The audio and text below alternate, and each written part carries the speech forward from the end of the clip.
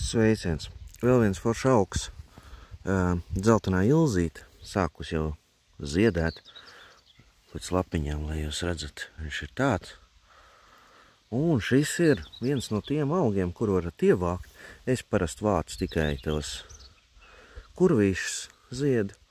Pašu augu es nevācu, bet var ievākt arī augu, bet es te īstam pašam augam neredzu baigoju jēgu, tā vērtību, salmas dzert.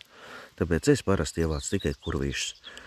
Augs ir unikāls ar to, ka viņu var izmantot pret dažādām helmintiem, kā pretārpu līdzekli, attārpošanas līdzekli, kā tautā to mēdz saukt.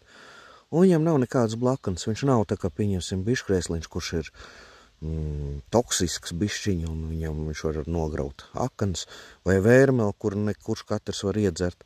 Tad šis ir viens no tiem augiem, kur var dot arī bērniem, protams, nepārspīlējot un neturot viņus dienā uz šo augu, bet šim augam ir tādas interesantas īpašības kā prethelmintu iedarbība.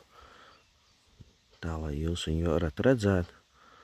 Parasti viņš aug kaut kur kopā ar pīpenēm.